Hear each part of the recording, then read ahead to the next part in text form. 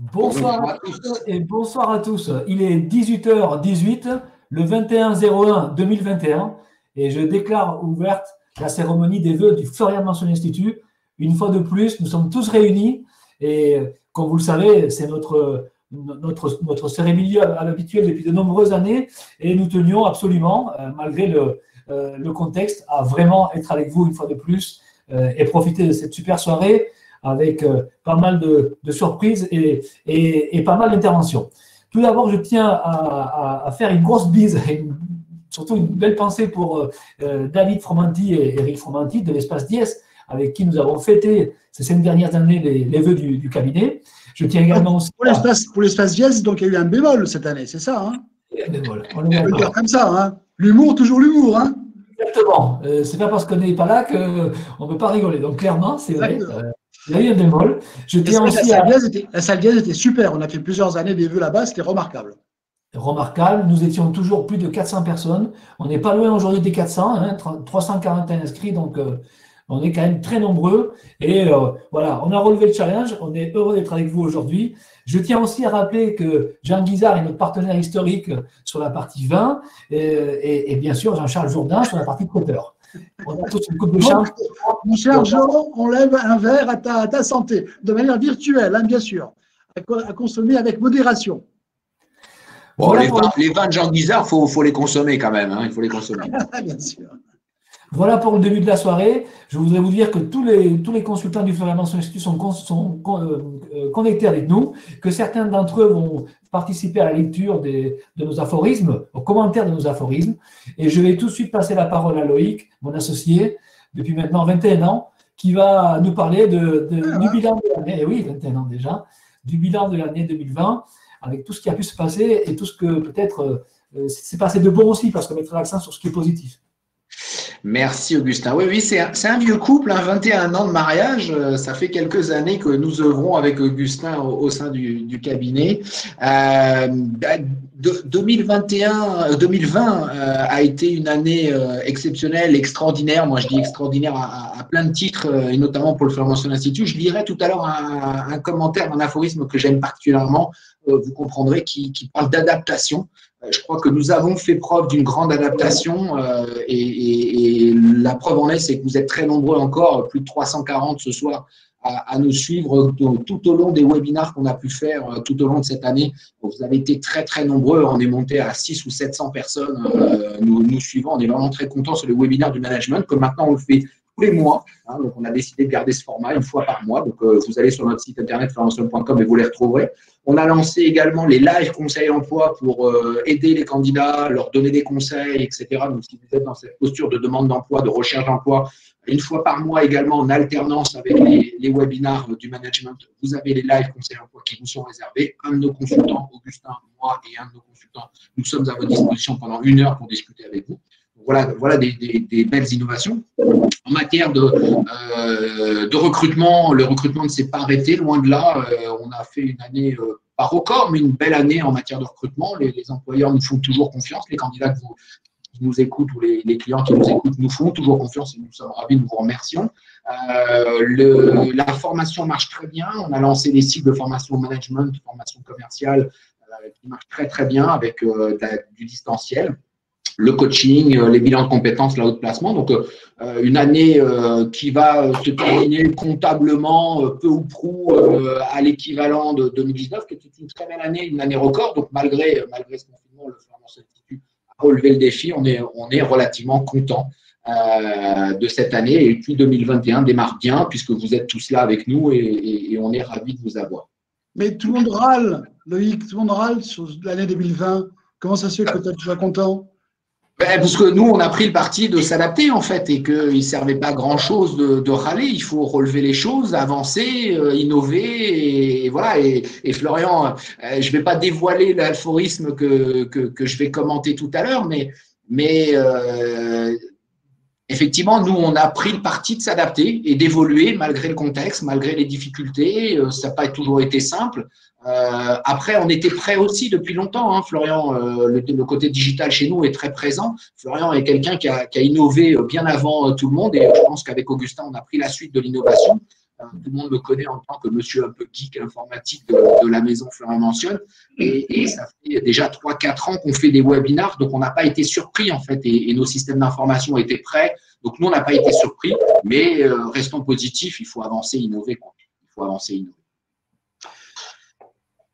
Pascaline a remarqué qu'on avait tous les trois une belle cravate rouge. Merci. Ah oui, oui. Ça de l'observation. Et oui, on a renoué avec certaines années où on avait justement mis cette cravate rouge à l'occasion de, c'est vrai. Cette cravate qui nous symbolise, hein, c'est la couleur de notre petit bonhomme, notre petit logo qu'on aime beaucoup. Voilà. Nous salue bien, Stéphane Aventurier. Merci pour tes vœux. Merci à vous tous d'être présents. Effectivement, on ne peut pas tous vous citer. Vous êtes extrêmement nombreux ce soir et ça fait plaisir, ça fait chaud au cœur de savoir que vous êtes toujours à nos côtés. Quel que soit le mode de fonctionnement que l'on adopte, on voit que vous nous suivez et on est très content de ça. On espère vous le rendre avec grand plaisir. D'ailleurs, Florian, ce soir, vous voulez faire des vœux un peu particuliers, des vœux poétiques. On vous connaissait homme de lettres, homme de management, homme de plein de choses, mais pas encore poète. Donc, on va vous laisser nous clamer ce poème qui est de votre composition. Mais, pardon, on a perdu Florian, c'est de ma faute. On a shooté Florian, c'est pas grave. Il va revenir très rapidement. Les aléas du direct. Ça va me permettre rapidement de vous présenter le déroulement de la soirée. Vous allez avoir tout au long de la soirée une série d'aphorismes qui vont être commentés par tous nos consultants. Ces aphorismes sont issus de l'ouvrage « Est-ce que la sagesse consistait à donner du sens à sa vie ?» Et donc Florian, maintenant qui est de retour, va nous présenter ses vœux poétiques et on passera à la suite. Donc c'est vraiment du live, hein. C'est pas enregistré en fait. Hein.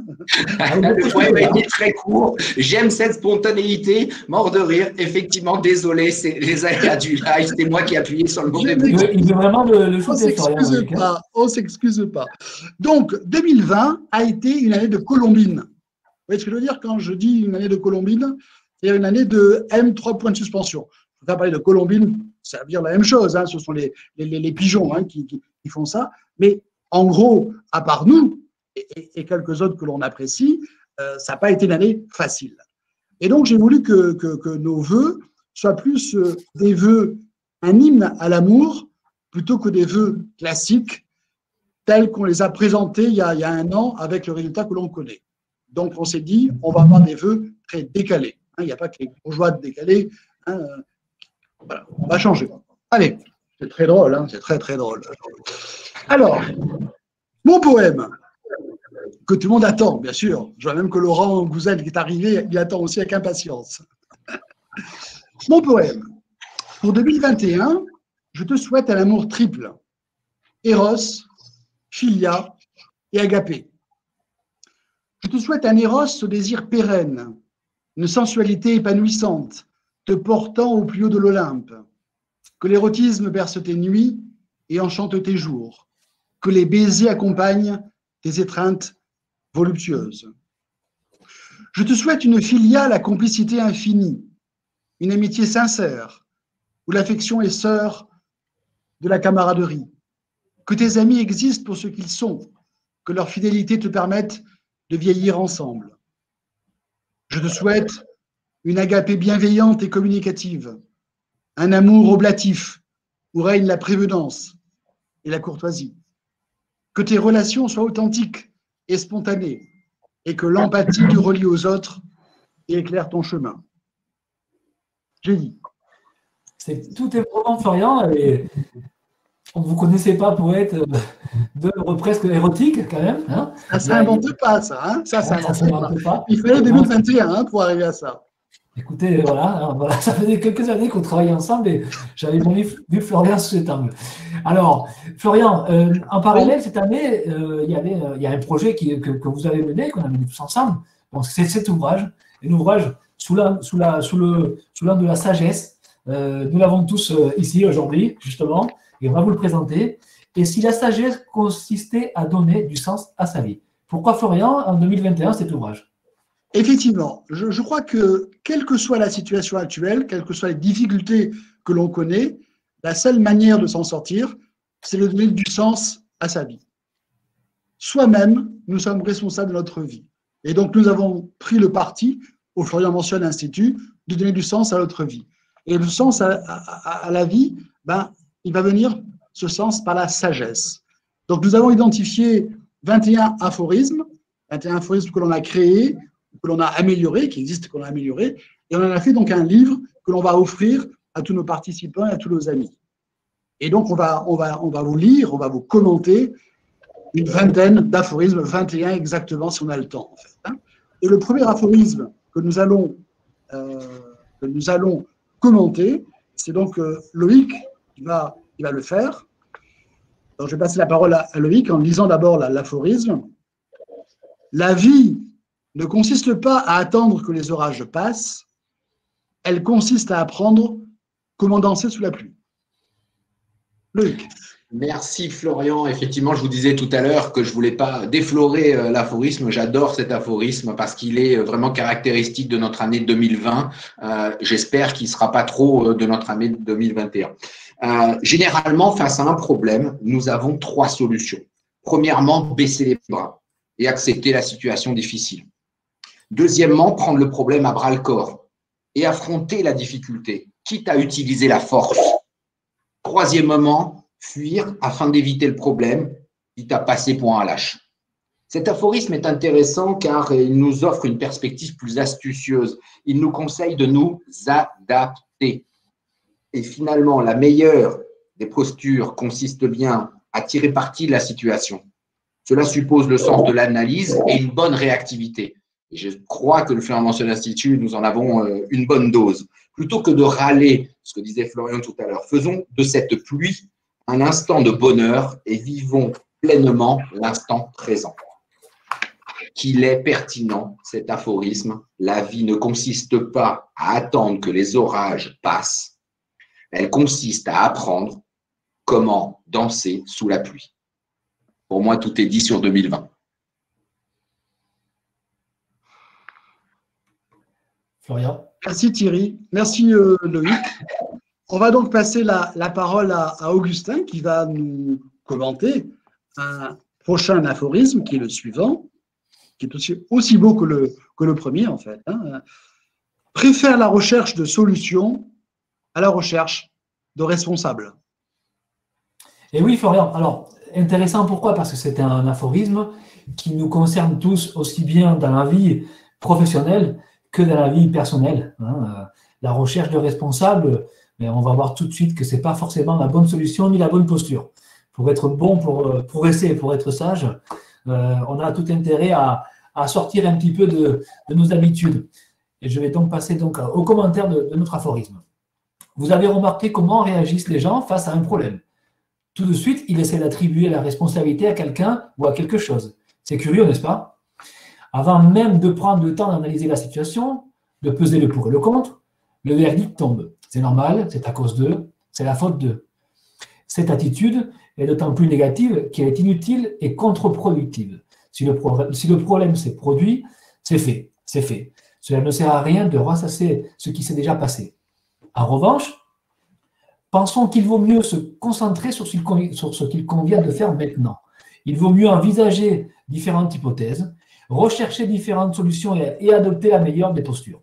En fait, la recherche de responsables est la solution de la facilité. Il s'agit plus d'un mécanisme de défense, c'est pas moi, c'est l'autre, plutôt que l'expression de quelqu'un qui prend de la hauteur, qui réfléchit, qui compare, qui décide.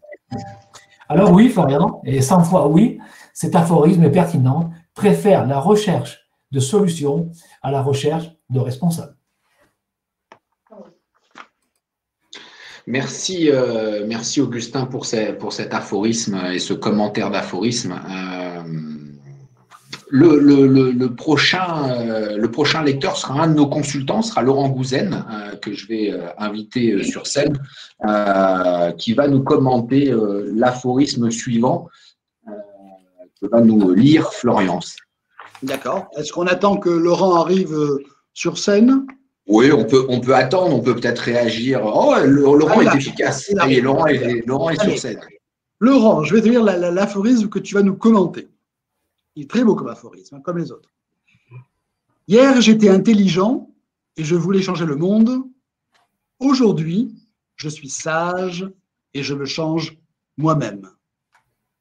Laurent. Alors effectivement, Florian, il est très beau cet aphorisme, mais il va nous gêner. Il va nous gêner pour 4 raisons.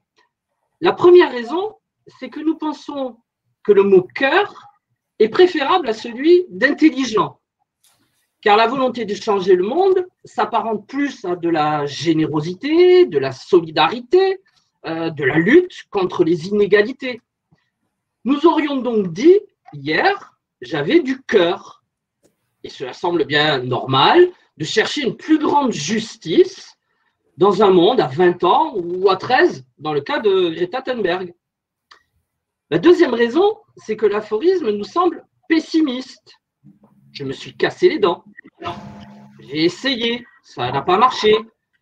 Donc, je baisse les bras et j'accepte.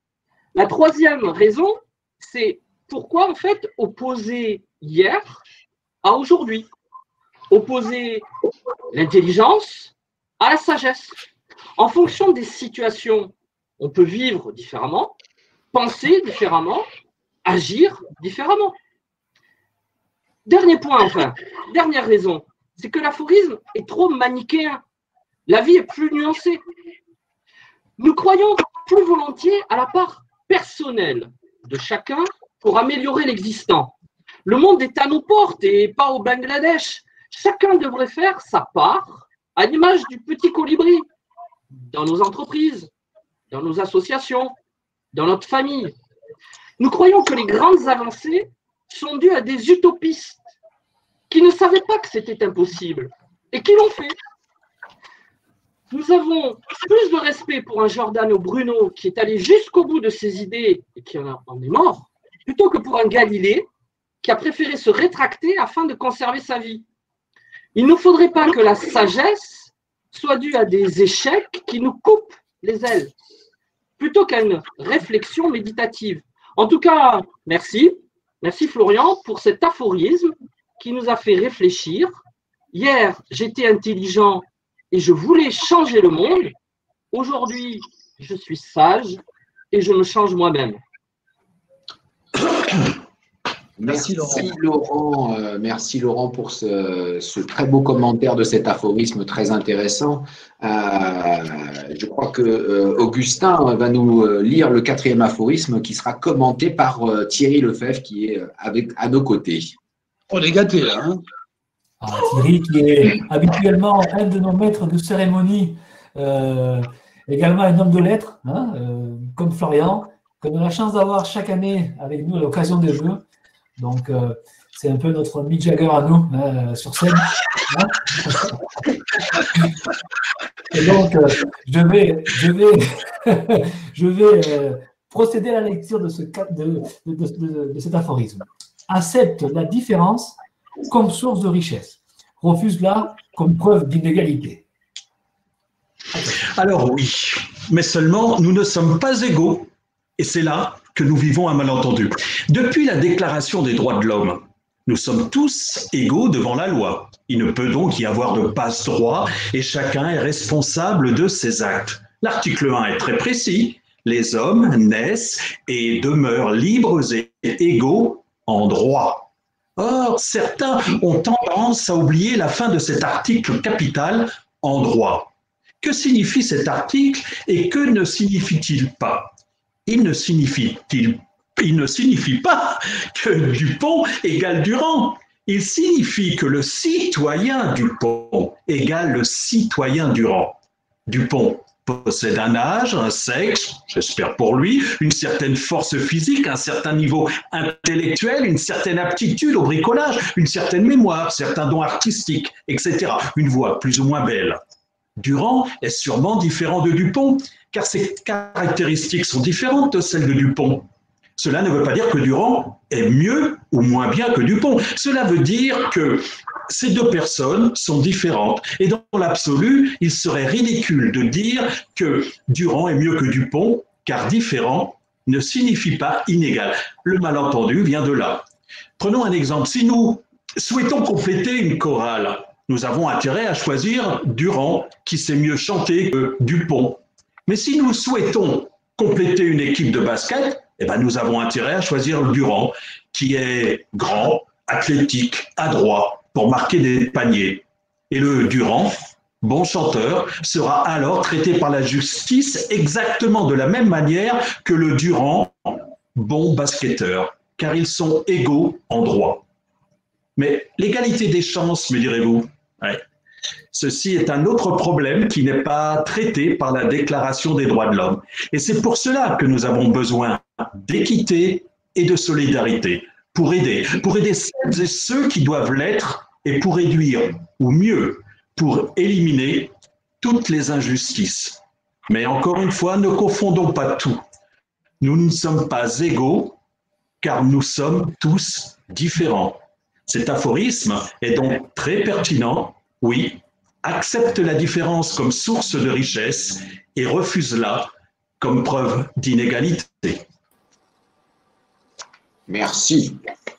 Vous pouvez applaudir avec vos petits commentaires, la lecture de ce commentaire par Thierry qui est donc notre Mick Jagger de l'aphorisme. Effectivement, Thierry, on est vraiment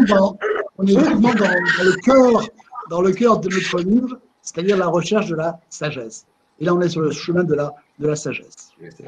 On va approfondir ce chemin de la sagesse en passant la parole à Valérie Legendre, notre consultante. Je me suis trompé, donc je me suis encore trompé. Sur Avignon. Tu as pris de l'avance. J'ai pris de l'avance. Sur le Vaucluse, donc notre consultante Valérie Legendre. Donc, comme vous voyez, c'est vraiment du live. Hein. Vous voyez, on est des humains. C'est moi qui clique sur les boutons et donc je me trompe. On a un bon maître de cérémonie et c'est une première. Et donc, Florian, peut-être que vous pouvez nous présenter déjà l'aphorisme, nous le lire. Je peux lire l'aphorisme. De toute façon, Valérie va arriver. Normalement. Voilà, elle arrive. Valérie arrive. Voilà. Super, Valérie. On est heureux de t'accueillir. Donc, je vais te lire l'aphorisme. Ça te permettra de brancher ton micro. Comme ça, tu pourras répondre en live. Hein. Donc, je vais te lire l'aphorisme que tu as commenté. Ne juge pas chaque jour à la récolte que tu fais, mais au grain que tu sèmes. Oui, merci Florian. Donc, nous vivons une époque formidable. L'information est très facilement accessible, la communication est facilitée, les opportunités de consommer, de se divertir, de voyager et d'agir sont multiples. Mais attention à la surinformation, à la pression, au stress, à l'absence de recul et à la précipitation aux décisions hasardeuses. Car le plus grave, c'est que nous sommes de plus en plus exigeants. Nous souhaitons tout de suite. Il faut certes jouir du temps présent. Souvenons-nous du fameux carpe diem, mais on ne peut vivre sa vie en consommant. Nous devons aussi produire. C'est ce que suggère ce fameux aphorisme. La récolte est une démarche égoïste, finalement. Elle est légitime si des efforts ont été déjà réalisés, mais l'avenir se prépare aujourd'hui. Que semons-nous? Que préparons-nous pour demain? Vous vous êtes posé la question.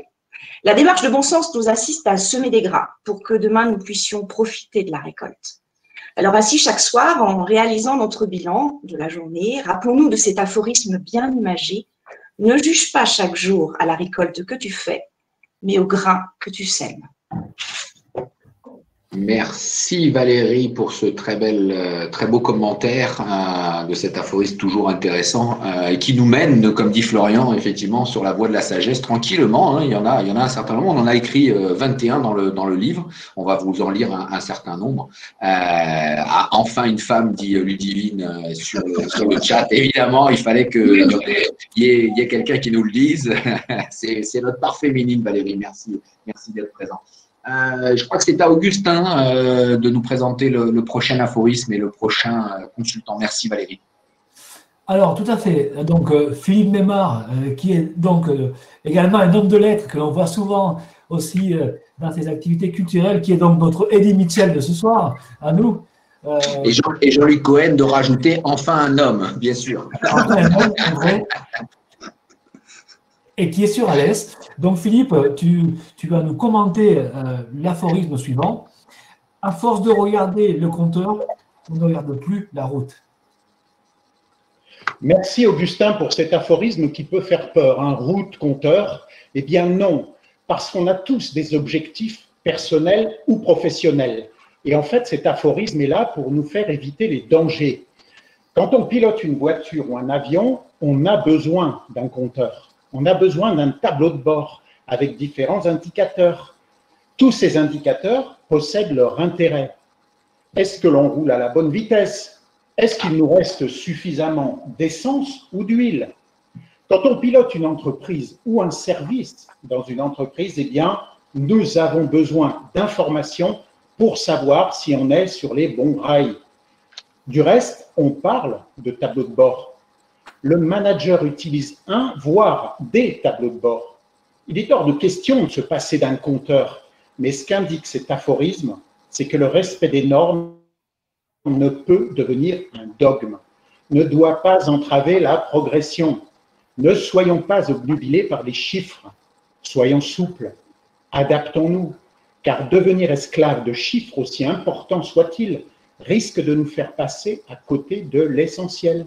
Apprécier la route et le paysage, apprécier la route et les engins qui circulent devant nous, à côté de nous, qui nous croisent, anticiper les dangers, observer l'environnement pour mieux réagir. Finalement, cet aphorisme est le reflet de la réalité. Il image notre pratique au quotidien. Il ne dit pas de ne pas utiliser un compteur, mais de ne pas négliger le reste. En définitive, à force de regarder le compteur, on ne regarde plus la route. Merci Philippe pour ce bel aphorisme. Je vais laisser la parole à Florian si vous voulez commenter de 2 minutes cet aphorisme et puis surtout introduire le prochain consultant. Alors c'est vrai que Philippe nous a amené sur le chemin de la sagesse en voiture cette fois-ci. On l'imagine y aller à pied, mais là, merci Philippe de nous faciliter la tâche. L'aphorisme suivant que notre ami Stéphane Vidal va commenter est le suivant. Ne recherche ni l'amour, ni la crainte des autres, seulement le regard juste. Alors, cet aphorisme peut concerner le citoyen comme l'homme politique. Si on prend le politique, il souhaite souvent se faire aimer et en devenir même démagogue. Les responsables politiques ou syndicaux peuvent rechercher la crainte qu'ils inspirent. Et en agissant de manière systématiquement critique, ils souhaitent se faire aimer de leur base. Machiavel conseillait au prince d'être aussi bien lion que renard. En ce qui nous concerne, c'est la justesse du regard qui conforte notre relation à l'autre. Nous ne cherchons pas à être aimés ou à être craints, mais à être perçus comme nous sommes, tout simplement, sans être dupes des flagorneurs. Nous essayons d'être indifférents devant la non-justesse du regard d'autrui, car nous n'avons pas à le convaincre. Non-justesse devant l'incompréhension de nos propos ou de nos actes, non-justesse devant les a priori, les préjugés, la petitesse de vue. En fait, c'est notre regard sur l'autre que nous pouvons ajuster plutôt que l'inverse. La modération, encore une fois, est la posture qui harmonise la relation à l'autre et qui illustre bien cet aphorisme. Ne recherche ni l'amour ni la crainte des autres, seulement le regard juste. Merci Stéphane sur le regard juste que tu nous apportes pour ce commentaire de cet aphorisme tout à fait intéressant. Augustin, je crois que c'est à toi d'introduire la suite. Merci Stéphane. Exactement. Alors, nous allons maintenant laisser la parole à Jean-Christophe Delos, notre consultant montpelliérain venu de Clermont-Ferrand depuis 2 ans maintenant avec nous.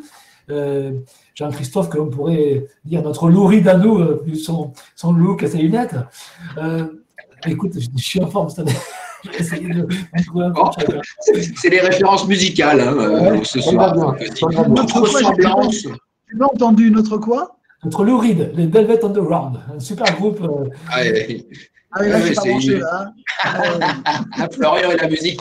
Donc, chers amis, si vous avez d'autres ressemblances à nous faire part dans le chat, on est preneurs sur les uns sur les de autres. Brassens, de Brel, là, je comprends, mais là, Bon, bref, Oui, mais Florent, vous ressemblez moins à Brassens ou à Brel, hein, je suis désolé, que Jean-Christophe, peut-être à Louride.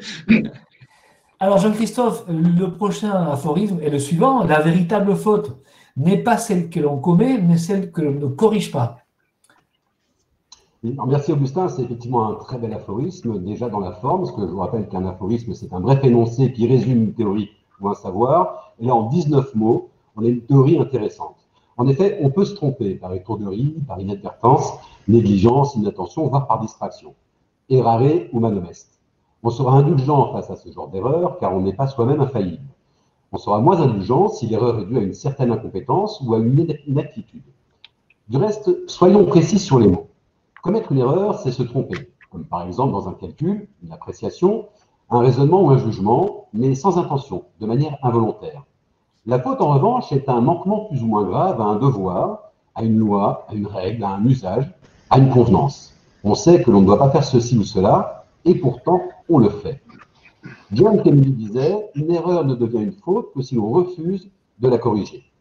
Je voulais dire par là que l'on doit être intransigeant vis-à-vis de la faute, car c'est comme si l'on s'entêtait dans l'erreur. Par exemple, utiliser Internet pour un usage personnel durant les heures de travail sera considéré comme une faute dès l'instant où cela a été clairement exprimé. Et dans le cas d'une faute, le manager doit être intraitable. Il sera également dans un souci d'équité, car tous les collaborateurs ne sont pas dupes et ne sont pas à faire des efforts si ceux-ci sont récompensés et si les hors-jeux sont sifflés. Donc, Augustin, notre aphorisme est très pertinent, car il met l'accent sur la correction à apporter à ce qui ne va pas, et la gravité de l'acte est liée à l'absence de réaction positive. Alors oui, la véritable faute n'est pas celle que l'on commet, mais celle que l'on ne corrige pas. Merci Jean-Christophe, JC pour les intimes. Merci pour cet aphorisme qui, pour nous, conseil en management, nous parle au quotidien. Hein. On forme des managers, on travaille avec des clients qui managent des équipes. Donc, ce sujet-là nous tient particulièrement à cœur. Merci JC. Florian, le prochain, ça sera Stéphane Detray, je crois. Exact. Notre consultant des Bouches-du-Rhône, qui nous fait l'amitié de venir commenter l'aphorisme suivant. La véritable compétence, c'est d'en trouver chez les autres. Il s'agit d'un aphorisme, Florian, disons, paradoxal. Car quand on parle de quelqu'un de compétent, on s'attend à voir le mouton à 5 pattes affubler de toutes les qualités. Or, cet aphorisme prend le contre-pied de la définition classique. Prenons l'exemple du recruteur. Traditionnellement, le recruteur rédige une fiche de poste, le profil du candidat correspondant et mène sa stratégie pour identifier et trouver les candidats idéaux. Traditionnellement, le recruteur recherche le candidat le plus compétent par rapport au poste à pourvoir. Et si on inversait la proposition? Si le recruteur cherchait ce qu'il y a de compétent chez un candidat et s'il cherchait ce qu'il y a de bien dans ce candidat, nul doute qu'il évaluerait son candidat d'une autre manière. Il ne chercherait plus un clone. Il ne chercherait plus à dupliquer le profil type. Non, il s'intéresserait plutôt à son potentiel, à ses motivations, à son projet professionnel, voire à son projet de vie. N'oublions pas que l'on recrute un homme ou une femme avant de recruter un candidat. Quelqu'un avec qui on a envie de passer du temps chaque jour, quelqu'un avec qui on va échanger, s'enrichir, grandir ensemble, ou comme tu aimes à le dire, Florian, quelqu'un avec qui on a envie de boire le café le matin. On recrute Jean avant de recruter M. Dupont. On recrute Jean avant de recruter un contrôleur de gestion. Les compétences s'acquièrent ou se développent dès l'instant où les compétences existent. Bien sûr, cela exige des efforts de la part du recruteur. Cela exige du travail supplémentaire pour l'employeur, car la période de formation initiale sera plus importante. Mais à l'arrivée, la nouvelle équipe sera ainsi constituée, elle sera plus performante, plus unie et sans doute plus soudée. C'est pour cela donc que cet aphorisme est pertinent, car le recruteur compétent est celui qui identifie chez son candidat ce qu'il y a de meilleur en lui. Ainsi, la véritable compétence, c'est d'en trouver chez les autres. Merci. Toute ressemblance avec des recruteurs connus dans cette salle, moi, je dis ça, je dis rien. Hein. J'ai l'impression que c'est une philosophie. On pourrait mettre ça au fronton de l'entrée du cabinet, de tous les cabinets Florian Manciol, Institut de France et de Navarre, je crois.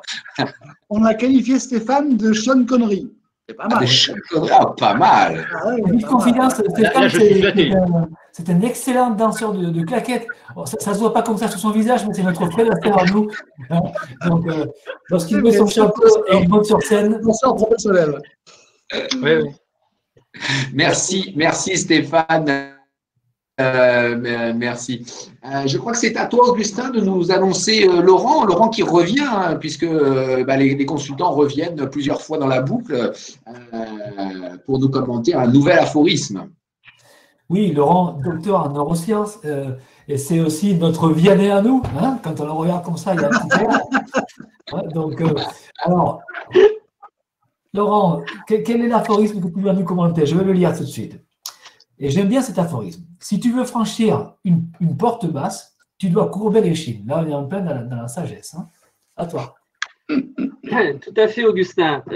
Moi aussi, je l'aime bien parce qu'il est plein de bon sens. Mais en même temps, il va à l'encontre de tout ce qui est dit généralement. Pourquoi? Parce que la plupart des personnes se font un point d'honneur à vivre debout, droit dans leurs bottes. Pas question de faire des compromis. C'est tout ou rien, on ne lâche rien. La plupart des gens se font un point d'honneur à ne pas changer d'avis, à rester sur leur même position, à ne pas se coucher. Il est hors de question de négocier, pas question d'avaler des couleuvres. Du coup, cet aphorisme dit le contraire avec une image très pertinente.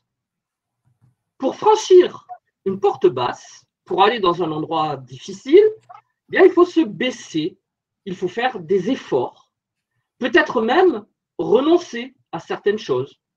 Mais c'est le principe de la négociation. Il n'y a rien de bien extraordinaire. Certes, il est hors de question de renier ses principes ou de donner son âme au diable, voire même de vendre son âme au diable. Non, cet aphorisme nous incite à ravaler notre salive, à mettre notre ego dans notre poche. Il ne dit pas la fin justifie les moyens, non, il dit soyons souples, et si on veut franchir cette porte, si on veut emprunter ce chemin, alors il faut s'adapter, il faut faire des efforts, voire des sacrifices, sinon on va ailleurs, ou alors on emprunte un autre chemin. En définitive, cet aphorisme est plein de bon sens. Si tu veux franchir une porte basse, tu dois courber l'échine. Merci Laurent. Effectivement, on rentre encore plus dans la sagesse, courber l'échine et savoir reculer, savoir accepter la différence de l'autre. Merci Laurent. Je trouve qu'effectivement, il te va bien cet aphorisme, Laurent. Tu sais reculer quand il le faut, c'est bien. Merci. On tient ta cravate en plus, c'est très bien. Voilà. Arrête-il. Merci Laurent. Florian, je crois que notre Mick Jagger revient, je crois. Ok, effectivement, c'est Thierry Lefebvre qui va nous commenter l'aphorisme suivant, qui est très très beau. En fait, hein. Le bonheur n'est pas d'avoir ce que l'on désire, mais d'apprécier ce que l'on a. Bon, ben, c'est sans les Rolling Stones que je vais vous commenter cet aphorisme. Que constatons-nous? Qu'est-ce qu'on constate? Nous vivons dans une société de consommation, voire même dans une civilisation de consommation. Tout nous pousse à consommer, à acheter de nouveaux produits, à remplacer ce que nous possédons. La mode accentue ce phénomène et la publicité excite nos motivations et nos désirs. Combler le manque semble représenter notre moteur. Ressembler aux autres, voire les surpasser dans notre consommation, nous pousse dans une spirale qui s'apparente à une véritable frénésie d'achat. Et cela est sans fin, car le nouveau iPhone arrive, le nouvel ordinateur ou la nouvelle voiture aussi, et nous sommes en période des soldes. Mais serons-nous plus heureux avec un nouveau produit ? Passé l'euphorie de l'acquisition, que reste-t-il sinon un simple produit qui risque d'encombrer les armoires ou les étagères? Est-ce que l'on achète un produit pour lui-même ou pour son image? L'image qu'il représente ou l'image qu'il nous permet de véhiculer? La BMW que nous achetons nous satisfait-elle pour sa performance ou pour l'image de jeune cadre dynamique qu'elle nous procure? Et en quoi le trajet en BMW serait-il différent de celui en Skoda ou en Lada? Donc, cet aphorisme est bien dans la lignée de ceux qui indiquent que monter l'escalier est plus jouissif qu'ouvrir la porte, que l'attente est meilleure que la simple consommation. De fait, si on rejetait cette idée, et si on rejetait également l'idée que la surconsommation nous rend esclaves de nos pulsions, de fait, encore une fois, si le secret du bonheur résidait dans l'appréciation de ce que l'on possède, tout simplement, et si vivre l'instant présent était préférable à la course en avant, alors oui, on pourra être d'accord avec cet aphorisme et proclamer que le bonheur n'est pas d'avoir ce que l'on désire, mais d'apprécier ce que l'on a. Merci Thierry. Je crois que cet aphorisme prend tout son sens dans cette période extraordinaire qui nous rappelle ô combien il est important d'apprécier ce que l'on a et non pas ce que l'on désire. Comme vous l'avez compris, on ne s'attarde pas sur toutes les difficultés, mais sur le positivisme. Et c'est vrai que d'apprécier ce que l'on a, c'est important en ce moment. Merci Thierry. Oui, alors excusez-moi, je discours, mais j'ai oublié de lancer la parole à Augustin qui va nous parler du prochain aphorisme que nous commentera Valérie, notre part féminine de la soirée, vous l'avez compris. Qui d'ailleurs, avec sa chevelure pop, nous fait penser à Françoise Hardy. Donc, un petit peu de côté, cheveux courts, en plus jeune, bien sûr. Nos commentateurs préférés dans le chat trouvent des trucs extraordinaires. On a eu Pascaline qui nous a trouvé louride, etc. Il y a eu des ressemblances extraordinaires qui sont sorties aussi là-bas. Et d'ailleurs, il y a un aphorisme, paraît-il, de Saint-Augustin. Donc bon, Dixit Augustin Valéron peut-être. Super. Écoute, alors, l'aphorisme que nous allons te laisser nous commenter, Valérie, est le suivant. Et je l'aime beaucoup, c'est un de mes préférés. Avant d'accuser quelqu'un du doigt, assure-toi bien qu'il est propre. Cet aphorisme semble léger, voire anodin, voire limite élégant pour moi à dire. Le doigt propre, pourtant, il recèle une réelle sagesse. Que veut-il dire? Il veut dire que l'on doit être exemplaire et qu'avant d'avancer quelque chose, il faut être sûr de ne pas être pris en défaut. Si l'on conseille quelqu'un, il faut être sûr que l'on respecte déjà ce conseil. Par exemple, notre relation avec le sport, l'alimentation, la lecture, la télévision, doit être congruente. On ne peut conseiller d'être vigilant que si l'on respecte ce dont on parle. Et si l'on moralise, si l'on parle par exemple de fidélité, il y a intérêt à être irréprochable, bien évidemment. Combien d'hommes politiques sont faits épingler parce qu'ils ne mettaient pas en harmonie leur discours avec leur comportement? Si l'on interdit, il faut s'assurer que l'on n'outrepasse pas les règles du jeu. Les interdictions s'appliquent à tout le monde, y compris soi-même. Si l'on parle d'équité, on ne doit certainement pas pratiquer de favoritisme, ni pour ses amis, ni pour sa famille, et encore moins pour soi. Et cet aphorisme pointe du doigt le fait que l'on agit à la lumière et que l'autre nous jugera immédiatement. Et il faut en faire attention en retour de vous l'aurez compris. Alors oui, on peut être que d'accord avec cet aphorisme et on proclamera haut et fort, donc je le redis très élégamment, avant d'accuser quelqu'un du doigt, assure-toi qu'il soit propre. Merci beaucoup Valérie, effectivement. Attention, vous mettez les doigts. Attention, vous mettez les doigts, donc. Avant de parler. Merci beaucoup Valérie pour cet aphorisme. Florian, on va enchaîner avec Philippe Mémars. Effectivement, donc j'ai un bel aphorisme à proposer à notre ami Philippe. Simple et très profond. Après avoir mis les doigts je ne sais pas où. Ce ne sont pas les perles qui font le collier, c'est le fil. Oui, alors, Florian, c'est très opportun. On va pouvoir aller jeter un petit coup d'œil sous les jupons Alors, non pas de l'histoire ni de la joaillerie, mais plutôt des apparences. Parce qu'en effet, ce ne sont pas les perles qui font le collier, c'est le fil. Un collier autour du cou d'une charmante personne lui confère un certain charme. Bon, ça, c'est un acquis. Et l'on s'extasiera sur la beauté des perles, sur la beauté de la nacre. Et l'on expliquera que la qualité esthétique de la perle dépend de l'épaisseur de la nacre, qui sera d'autant plus belle que la perle sera naturelle. Et l'on appréciera également la régularité de la cristallisation. Et enfin, l'on estimera sa valeur en fonction de sa coloration, dont l'origine est multifactorielle et dépend de l'espèce du mollusque, de la nutrition de l'huître, de la composition chimique des minéraux dissous dans l'eau environnante, et j'en passe.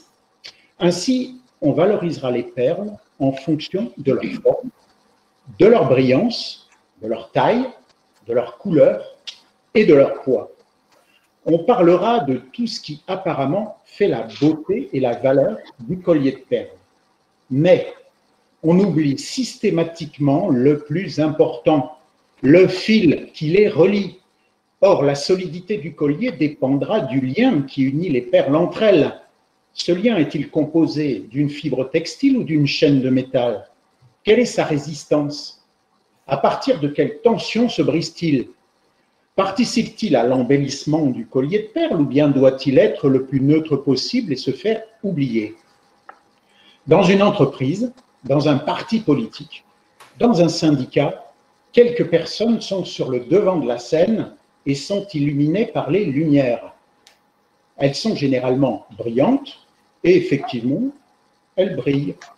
Mais grâce à qui? Et si la véritable image de l'entreprise était véhiculée par la standardiste qui répond au téléphone ou par le chauffeur qui transporte et livre les produits? Et si la véritable image des partis et des syndicats était véhiculée par les militants de base, les anonymes, les petites mains? Souvent, les leaders affirment que sans leurs équipes, ils ne seraient rien. C'est certain. Mais sont-ils sincères quand ils le disent? Ou est-ce uniquement un argument démagogique? En fait, la force d'une équipe dépend autant du chef que des collaborateurs. Et la beauté d'un collier de perles dépend autant de la qualité des perles que de la solidité du fil qui les relie. Rendons à César ce qui est à César et retenons que ce ne sont pas les perles qui font le collier, c'est le fil. Super. Ouais, il est vraiment super celui-là parce qu'il nous replace tous dans la justesse de nos positions en tant que manager, en tant que salarié, en tant qu'équipier, membre d'association, etc. On travaille tous ensemble et encore une fois, la période qui nous intéresse nous montre qu'on a besoin d'être ensemble et de travailler tous ensemble et ça nous a rappelé notamment à un moment donné que certains métiers nous étaient indispensables et on avait une tendance à pas les avoir assez valorisés. C'est important de leur dire encore une fois merci ici. C'est complètement spontané ce que je fais là, donc il n'y avait pas de préparation. Et les supporters de Trump donnent une certaine image de Trump. On est bien d'accord. Donc voilà, merci Philippe pour ce commentaire de cet aphorisme superbe. On a encore quelques aphorismes et donc cette fois-ci c'est Stéphane Vidal qui va revenir dans la boucle.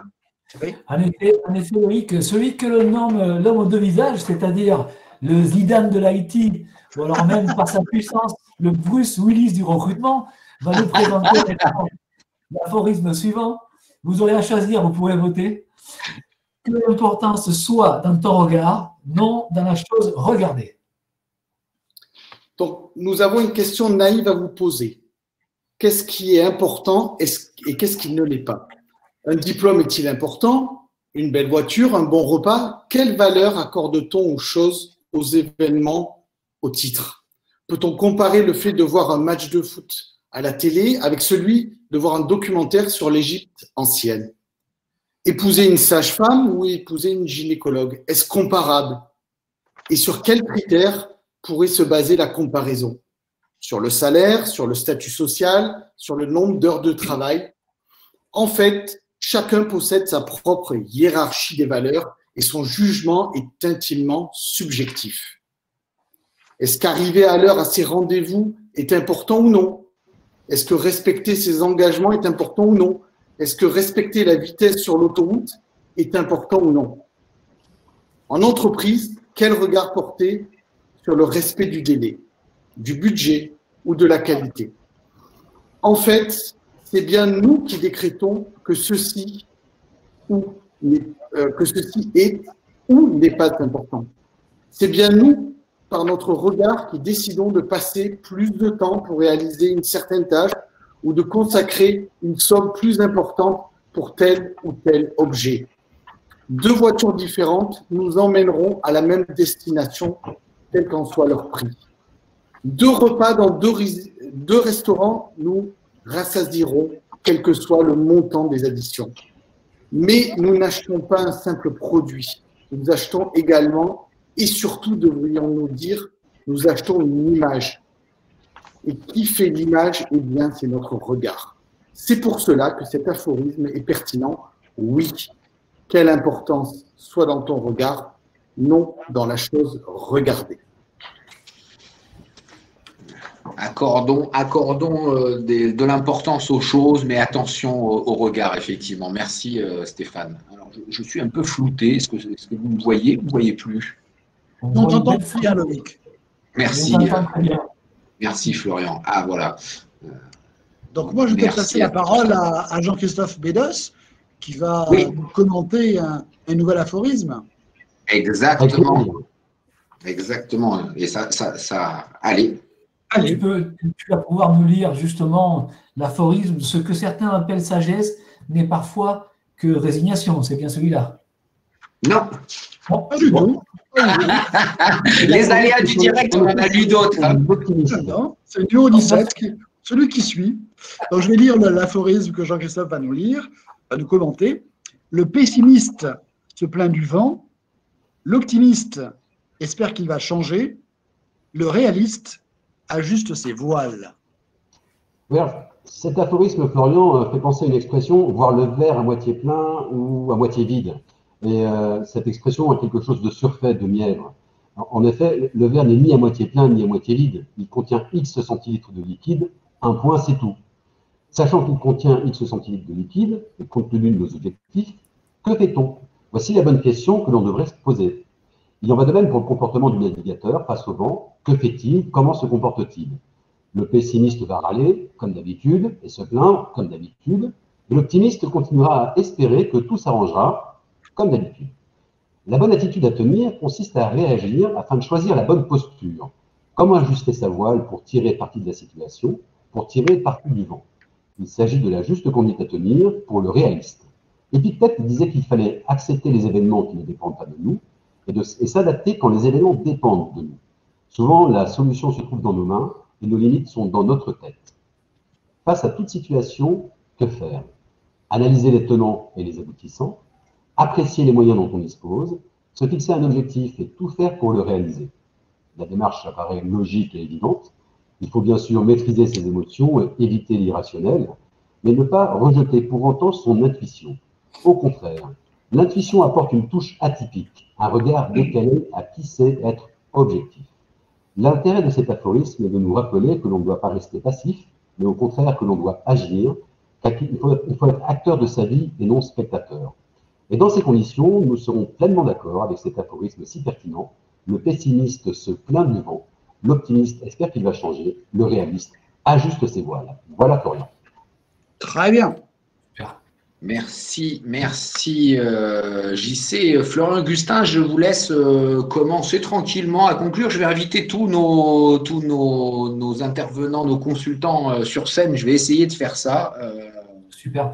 Alors, rapidement aussi, et c'est très important de le signaler, cette année, nous avons une nouvelle collaboratrice qui nous a rejoint, Noémie Barra, avec laquelle nous avons beaucoup évolué sur cette thématique digitale, sur cette thématique de community management et de communication digitale. Donc, c'est important de le souligner. Elle nous a rejoint. Elle a rejoint l'équipe de direction administrative avec, bien entendu, Nathalie Mux, qui fait partie de notre équipe depuis très longues années. Je vais aussi rappeler, le temps que tout le monde arrive sur scène, que vous allez tous recevoir un lien sur les vœux, un lien par rapport à l'ouvrage, de manière à ce que vous l'ayez tous dès demain. Donc, très rapidement, vous allez recevoir un lien par mail et vous pourrez donc bénéficier de ce livre qui est donc le livre que nous offrons à tous nos amis, à tous nos contacts, à tous nos clients, nos candidats, nos consultants pour 2021. Il me manque juste Laurent Bouzen, je ne peux plus mettre, la machine me dit on est limité à 9, c'est l'Académie des 9 en fait, et on est limité. Alors est-ce que l'un d'entre vous aurait la gentillesse de lever la main pour que j'invite Laurent dès que… Allez, merci Stéphane, j'invite Laurent pour qu'il soit là, bougez pas. Hop, allez, j'invite Laurent, comme ça on aura vu tout le monde, l'ensemble des consultants. On sera tous là pour terminer. On finit toujours aussi, Loïc, par un cocktail. Hein. Donc, est-ce qu'on lève toute notre main? On vous souhaite vraiment une année 2021 aussi bonne que 2019, surtout. Hein. Voilà. À la vôtre. Hein. Alors, Loïc montre quelque chose de spécial quand même. Hein. Loïc, tu montres quelque chose de spécial. Dis-nous 2 mots, on a encore le temps. Dis-nous 2 mots sur cette bouteille. Elle est fabuleuse quand même, elle a une histoire. Elle est fabuleuse pour moi. Elle s'appelle Masdouillère. Cette année, c'est ma première pression avec mon huile d'olive. C'est ma première huile d'olive avec mes propres olives. Donc, je suis très fier d'avoir sorti un certain nombre de litres d'huile d'olive. Et donc, j'ai ma propre bouteille que j'ai designée. Donc, je suis très, très fier de ça. Merci Florian. Ce n'était pas du tout prévu, mais comme on devait boire un coup, je n'ai pas bu toute l'huile d'olive qu'il y a dedans. J'ai vu à la volée que Jean-Dominique Rouchard suggérait que s'il fallait enlever quelqu'un sur l'écran, c'était Florian Mentionne. Jean-Dominique, on se revoit bientôt, j'espère. Merci à tous. Donc effectivement, on va avoir le replay de cette soirée. Bien sûr, vous aurez tous les replays sont disponibles en ligne pour tous les inscrits. Vous aurez le replay par mail. Ils sont disponibles sur nos pages et sur nos pages YouTube, bien évidemment. Le bâtonnier Châtel nous remercie et nous félicite. Bravissimo. Merci Pierre Châtel. Merci à lui. Vous recevrez également le livre très rapidement en version numérique. On est ravis de l'avoir fait et de vous l'envoyer. Et puis, n'oubliez pas d'assister à nos prochains événements, nos webinars, du management, les live conseils d'emploi pour ceux qui cherchent de l'emploi, ce genre de choses. Voilà, on arrive quasiment à la fin. On avait dit qu'on faisait 18h18 à 19h19. Il est pratiquement 19h19. On est très bon, tu as une main en avance, hein, c'est vraiment super. Et on est très fort, on est très fort chez nous. On est très fort. Si chacun des consultants veut dire un petit mot de clôture. Au hasard, Thierry. Non, mais ça m'a beaucoup plu cette histoire de comment nous pouvons être dans l'imagerie collective ressemblant à ceci ou à cela, quoi. Voilà. C'était pas préparé, ça. Et c'était pas préparé en plus. C'était pas préparé, c'est une impro d'Augustin. Une impro d'Augustin, pour le coup. Merci. C'est un rôle dans le monde des ressources humaines qui m'a inspiré, Thierry. Mais je vois Eddie Mitchell, Sean Connery, Françoise Hardy. Il faut faire une conclusion en chanson. Alors, juste une précision concernant Sean Connery, j'ai ma compagne qui m'a dit on aurait plutôt dit Yul Brynner, mais bon, après, c'est… Les muscles, hein. Jean Vianney aussi. Ah là là. Et Florian, c'est Maître Yoda, Pierre. Pour l'instant, il ne l'évite pas encore. Hein. Il l'évite pas encore. Mais il a la force avec lui. Il a quand même la force avec lui.